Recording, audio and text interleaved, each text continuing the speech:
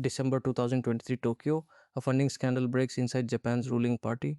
Within a single day, four government ministers hand in their resignations. No court had convicted anyone of anything yet, no trial had even begun. The allegations surfaced, public trust cracked, and within hours they were gone from office. Now, picture the same situation in Delhi or in any state capital. A minister is named in a scam worth tens of thousands of crores of rupees. There is a charge sheet, there are headlines for months, sometimes years, and the minister is still sitting in the same chair. Sometimes he's contesting the next election from a jail cell on remand and winning. This is not a difference in personality. Indian politicians are not, as people, more shameless than Japanese or British ones. This is a difference in how the entire system is built. Once you see how it is built, the question stops being why don't they resign and becomes why would they ever resign given everything that resignation would cost them and everything that staying cost them nothing. Here is the honest answer in one breath, and then we will open each part up. Indian politicians rarely resign because the law only forces them out after a criminal conviction, not after an accusation, and convictions can take 15 or 20 years to arrive. Because resignation in India is not an individual's moral decision, it is a collective political calculation controlled by the party, since coalition arithmetic often cannot afford to lose a winnable seat. And because voters keep re electing the accused anyway, so there is no electoral cost to staying, only a cost to leaving. Let's start with history because India was not always like this. In 1956, the railway minister Lal Bahadur Shastri offered his resignation after a train accident near Mahbubnagar. Prime Minister Nehru refused to accept it, telling him the technical failure was not his fault. Months later, another accident happened, this time in Arialar, killing over 100 people. Shastri had not caused this one either, according to his own colleagues in parliament, but he insisted on resigning anyway, and this time he got his way. In 1958, Finance Minister Titi Krishna Machari resigned after the Mundra stock scandal. In 1963, another minister, K.D. Malviya, went the same way.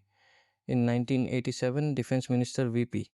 Singh resigned over a submarine deal after he found out an agent had been paid commission the government had publicly denied paying. These were resignations offered before any court had ruled on anything. They were treated at the time as the normal price of holding public office. That norm is gone now, and it did not vanish by accident. It eroded as elections became more expensive, as winnability started to matter more than reputation, and as parties learned that a tainted but popular candidate was safer to keep than a clean but weak one. Somewhere between the 1980s and the 2000s, resignation on moral grounds turned from a norm into a rare, almost theatrical exception. Now, let's look at the legal mechanism because this is the part most people get wrong. They assume there is no law at all. There is a law, but it is built around a very narrow trigger. The Representation of the People Act says a sitting member of parliament or a state assembly loses their seat only if they are convicted of a crime and sentenced to 2 years or more in prison, not accused, not charge sheeted, not even convicted by a lower court while an appeal is pending in the earlier version of the law.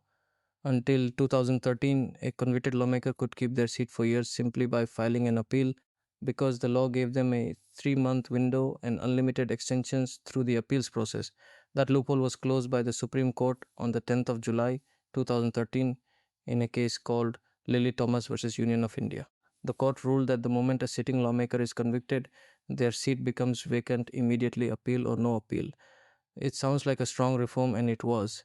But watch what happened next, because it tells you almost everything you need to know about incentives in this system.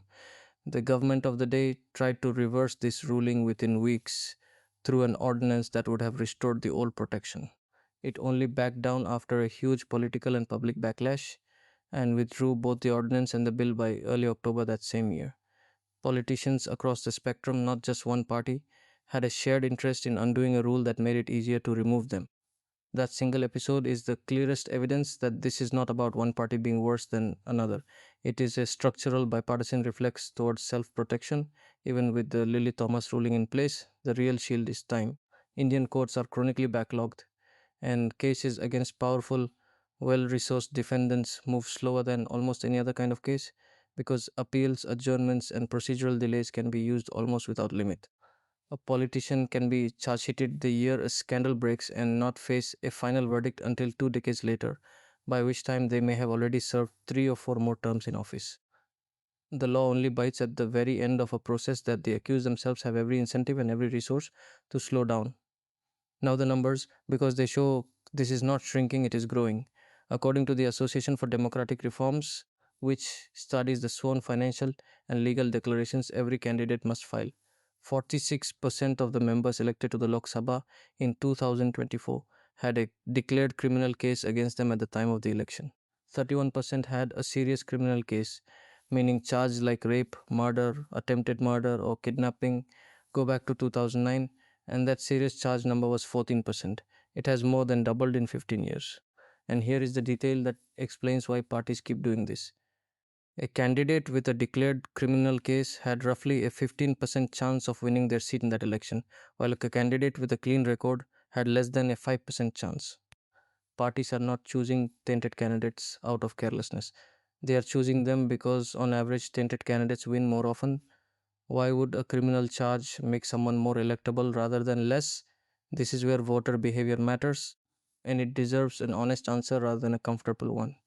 In large parts of India, especially where government services are weak, slow, or simply absent, local political power is what actually gets things done. A land dispute settled quickly, a police complaint that gets acted on, a job for a relative, a wedding hall built with the right permissions ignored. Voters in these areas are often not choosing between a corrupt candidate and an honest one who delivers the same things. They are choosing between a strongman who can bend the system in their favor and an honest outsider who cannot bend anything at all. Add caste, religious, and regional loyalty on top of that, and a criminal charge can become almost irrelevant to the voter's actual calculation, sometimes even a sign that the candidate is powerful enough to be worth backing. This is not voters being foolish. It is voters being rational within a system where clean governance is not reliably on offer as an alternative. Party structure adds another layer. Indian parties, especially the larger ones, are built around a central high command rather than around the individual conscience of each member.